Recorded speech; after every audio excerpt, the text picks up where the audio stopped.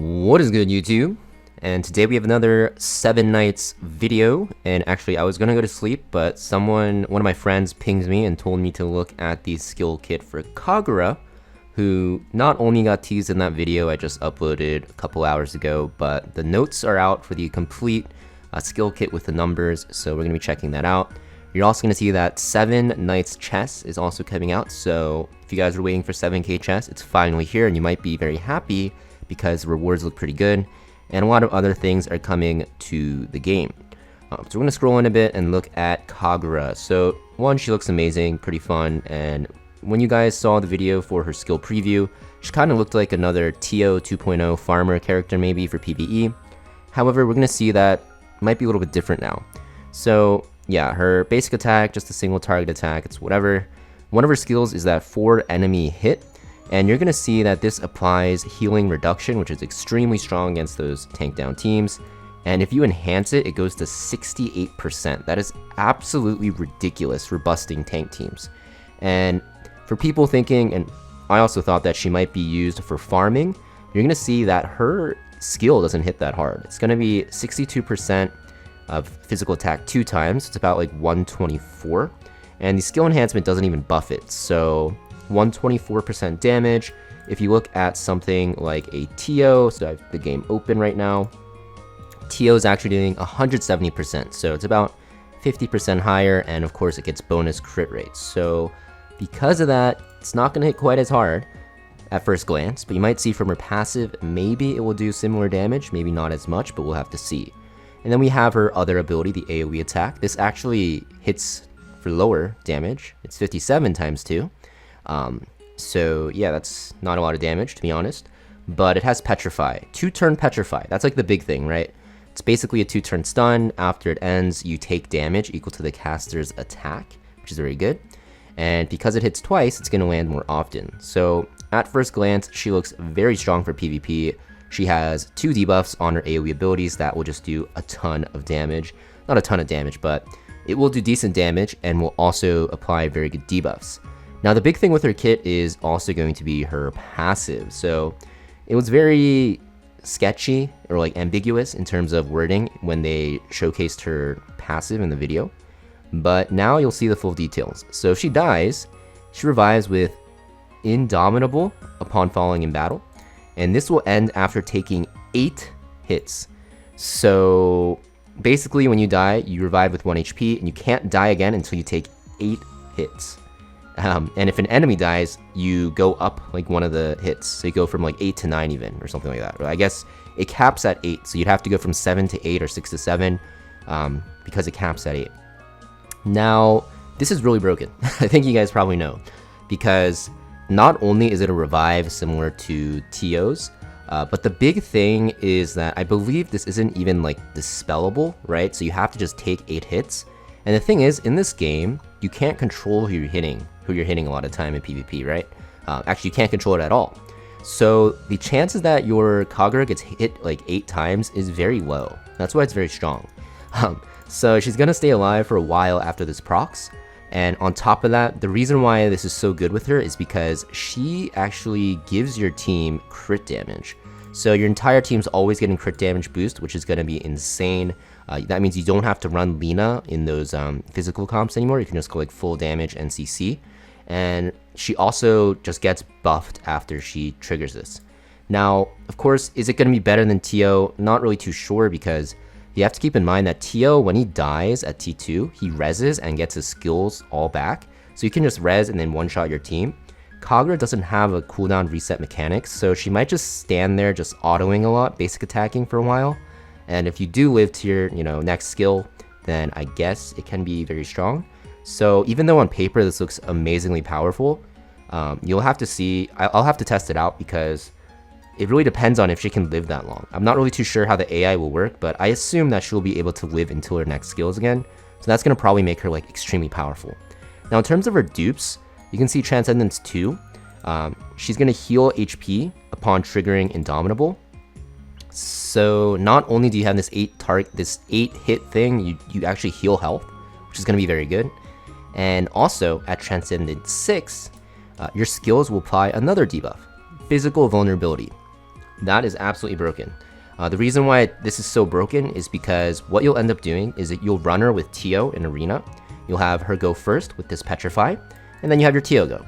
So she's like a CC, AoE damage, debuffing character with a revive that buffs crit damage. Sounds absolutely broken. I don't think she can solo carry because she doesn't have the CD reset like Tio does, the cooldown reset. But when you pair her with Tio, she's going to be absolutely batshit insane in PvP. In terms of PvE farming though, I don't really know. Her damage seems pretty low. Because her modifiers are pretty low, I'm not really too sure. Maybe this crit damage boost will make up for it, but it's going to be hard to see. I'll have to test it out, but at first glance, this character looks absolutely batshit insane. And next up we have Amelia. So Amelia is another character coming to the game. You'll see that basic attack, very simple. She also will have this 3 target attack, which we talked about, which is going to be very good for Guild Wars because it's a 3 target, 3 unit area of content. And she will do damage and also concuss them. Concussion will make it so that they're basically stunned, and the duration of it goes up by 1 turn when it gets hit by something that has 2 or more hits, so multi-hit characters. So if you pair her with Kagura even, you can get concussed, petrified, can't move, and you're probably going to want to abandon the match. So that could happen. She also gets a shield. Skill enhance, not that important, it just gives her damage, but I think she's mostly going to be as like a support. She'll also have her other ability, which will target 1 target with the highest defense. Gives unable to recover for 4 turns, deals a lot of damage. This is 135 twice, that's so much actually. And unable to recover. Very good. Now, this character, if you actually want to use her, you're going to want to T2 her. So the reason why is because when you Transcendence 2, this hits 2 targets. So you're doubling the damage. So yeah, you definitely want to T2 her if you want to play it. And then if you have her at T6, it has HP alteration, which is also extremely strong. Now her passive, still very ambiguous. So she gets effects hit rate boost, which will help landing her concussion. And also when she dies, she revives, right? Which is going to be very good. And it says 2 allies excluding self. Grants a barrier equal to 90% of the caster's physical attack upon falling in battle. Duration 2 turns, 2 times per battle. Okay, so what I think this is when she dies and she revives, she will shield 2 people on your team. And then when she dies again, she'll shield again. And also remove debuffs. Yeah, I think this is really strong as well. I think both characters look absolutely crazy, like for different reasons, right? Amelia's like a god tier support that will have like CC and can apply, unhealable, and even can hit 2 targets, which is crazy, and can shield people when she revives and dispel them from CC even. And then you have Kagura, who's going to be a CC character that decreases healing, that also revives and will also buff your crit damage. So, yeah. Honestly, I think it's time to swipe again, to be honest. But those are the characters. They look pretty insane. Like I said, it's just like looking at the numbers now, but now we have more information from the update page. And in my personal opinion, I think they look even stronger. Now let's actually look at some other stuff though, because I could just be saying all day, every day, oh my god, they look so powerful, but we'll have to test them out, right? So next we have the equipment being added. I believe this is to the Topaz shop, where you're just getting more gear for whales and pay-to-win players. So it doesn't really matter too much, I believe. You can look at it if you want, but it's mostly going to be for people that spend a lot, because this is like the gear you buy with the Topaz that you get from spending money. But basically more gear is coming. Now we have the balance adjustments. So first up we have Velica. It says Velic's skill, so there's a typo here. Get your shit together, Netmarble. I'm just kidding. Please sponsor me. I'm just kidding. Basically they're making it so that the cooldown reduces skill cooldowns. Okay, so all enemies reduces skill cooldowns by 9 seconds in Infinite Tower and Tower of Trials. So she just has an aura effect, or I guess like when she hits something with her basic attack, this happens. Not really too sure what this means, but I assume when she basic attacks, because it's in the basic attack, she reduces skill cooldowns. That's pretty OP. Surely that's not actually how it works. Maybe it is. Maybe she's god tier in the tower. We'll have to test her out. But the other abilities look pretty good. So I'm not really too sure why this is in purple when it's already like a thing. It looks like nothing's really changed except... Wait. Adds damage. Deals additional damage equal to 50% of magic attack. Oh, okay. So I see. So basically they're making it so that the Transcendence 2 effect is now just a skill enhancement, right? Is that what it is? And they're kind of nerfing it because now the burn duration isn't 3 turns and the chance isn't 75. So they're just changing the skill enhancement to what the Transcendence is, which is good, but also like they're reducing the chance of the burn landing, which is very interesting. Next, they're making it so that she actually has an effect where you're going to see that she can apply silence now, which is pretty interesting as well. That's at Transcendence 6 though, which is very, very interesting. Yeah, it just seems like a nothing burger. I don't really know. It looks like the crit rate boost is now only for herself, and she gets a barrier at the start of battle. But the crit rate boost is going up, which will make it a lot easier to use, because building your entire team around Velika's crit rate boost is probably not the best idea for the most part. So she gets the crit rate for herself now, and it's improved by 8%. The big thing though is now, instead of that crit rate boost, she gives magic damage boost. So basically kind of like what Yunhee does, but Yunhee's probably just going to be better still. But if you don't have Yunhee and you have Velika from like the first like banner you have to pull on where you're guaranteed like a legendary out of like the fixed pool, then she's probably really good. In terms of if she can farm, maybe, right? She gets crit rate for herself now, and she's getting a magic damage boost, so she might be able to farm. But we'll have to see. Yunhee's damage is still higher, so yeah, I don't really think she's going to be the best farmer, better than Yunhee, but she's going to be okay now. Nothing too crazy, honestly, with her buffs. I think it's not really that big of a deal. But she also gets a barrier now at Transcendence 2 when she falls below 50%, so we'll have to see. So next we have Be Damn's buffs. I don't know why this is purple. Like, it's nothing, it's literally the same thing, so we'll skip over that. This is also the same thing. Okay. So they're changing the Transcendence 2 to add an effect now where you have a 100% chance to inflict bleed on a target inflicted with bleed. So you can land 2 bleeds. That's actually a big buff. That's very interesting. Will this change? Be damned. Probably you'll be able to use this character in like Castle Rush now, but I think for the most part, probably not that big of a deal. Now we have Sarah buffs. So Sarah's like that rare succubus character. She's getting a slight increase on the decreased defense. She's also getting a slight increase for the skill enhancement as well. And you're also going to see Transcendence. You have this slight increase for the damage reduction. Now, she also will have this effect where she's going to be applying sleep immunity to your team. This is going to be important, they said, for one of the guild bosses that comes out in November. So, yeah, I don't think she's really a priority still, but maybe in a month. So that's the buff for that. So basically, after that, new content, Kagura and Amelia are being added to a lot of the pools. You can get them from drops from Ruby farming in Area 7 or higher. They're also added to a lot of the normal hero summons and wish list. Amelia is, not Kagura, because she'll be on a banner, I believe. You're also going to see that the other characters that weren't available, this is pretty huge. Colt, Platin, Biscuit, Aurelie, Daisy, Clahan, and Miho will be added to crafting. So for the people out there that pulled those really shitty legendaries and you don't have a Biscuit, there you go. Get the Biscuit now. She is super broken. So everyone that was saying, please add Biscuit to crafting, she's now available. Craft your shitty legendaries into her. Me personally, I have Biscuit T1, so I'll be crafting my really crappy legendaries into her so I can get T2 because she's really broken. They also say that some heroes, tickets, and selectors will have the new characters added, blah, blah, blah. New area, chapter 20 is being unlocked for everything. That's great. I don't think most people are there yet. There's new skins coming out as well. This is Dellen's, this is Karma. They look pretty badass. This looks like Dark Magician from Yu-Gi-Oh! Low-key. You also have Rudy. Okay, that looks really Three Kingdoms-ish. Lena as well. Okay, not bad. They're also adding the UI edition for Advent Expedition. This is the new Guild Wars coming out in November. You can see the 3rd. So they're just adding another area of content in Guild menu where it's locked with Guild Wars. That's really, really troll, but okay. They're also changing Castle Rush. So Castle Rush already gives some good rewards. Now they're increasing the grade, so you can actually score even higher for the whale guilds out there. And you can see that there's a lot of tickets, a lot of gold boxes, and now they're adding medals. And these medals will be used in the store, and you're going to see that you'll also be able to get them from scoring, personal scores. And these medals, you're going to see, are going to be very good.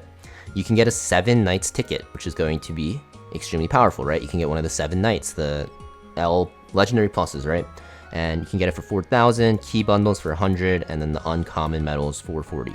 The 7 Knights ticket isn't the Knights of the Old, not the 3 like really OP ones with like Rosie and stuff like that. It's just the legendary pluses, right? So just keep that in mind. 1 item is removed from the Exchange Shop Guild, Common Egg. Okay, no one cared, but okay. I don't think anyone bought that anyways. They're also adding Amelia as purchasable in the Exchange Shop for Guild Wars currency, which isn't even out yet. So, okay. Now they're adding this QOL, which can enhance 20 equipments at once.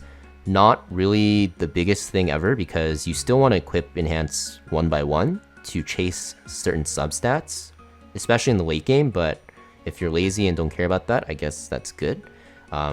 They also have this huge like UI change for heroes and pets, which I'm very happy about. Instead of having to like scroll left to right and going over characters, you can just click this button now and you can see all the characters in this like window, which is very nice for, you know, just looking at your characters. They're adding battle statistics, so you can see the damage and healing and damage taken your characters have taken.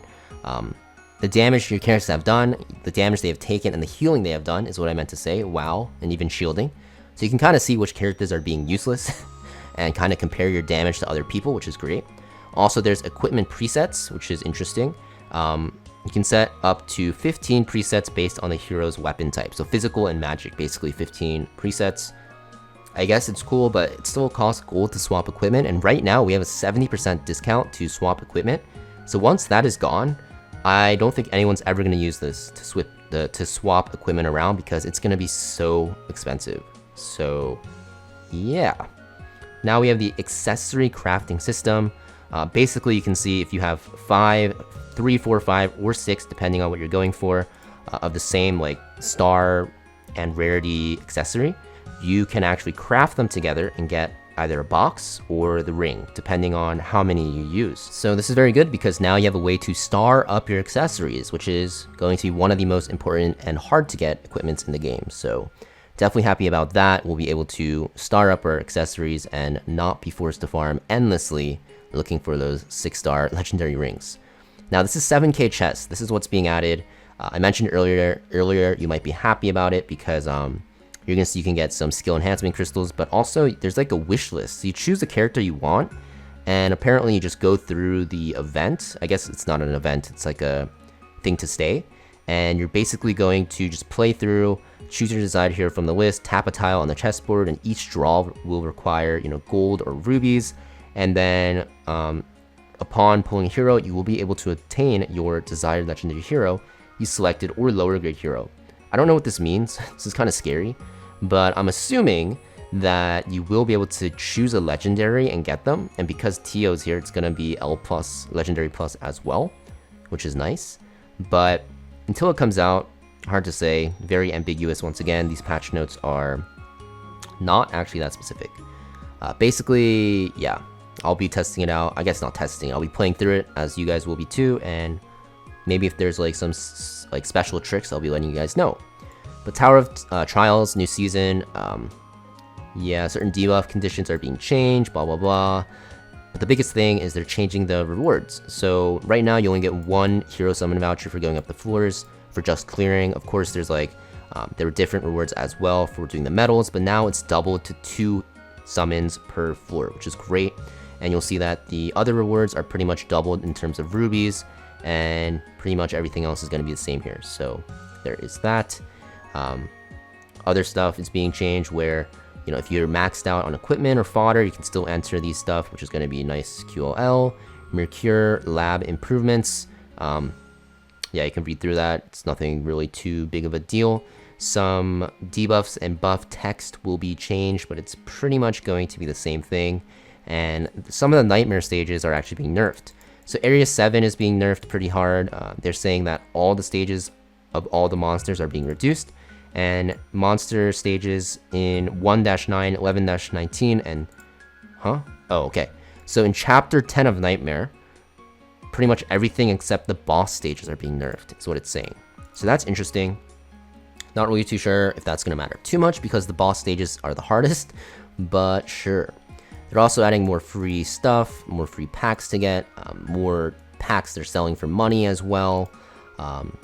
And that is pretty much it. There's a full moon like event with packs coming out, so if you're spending, you can actually, you know, get more, you know, packs if you want to spend.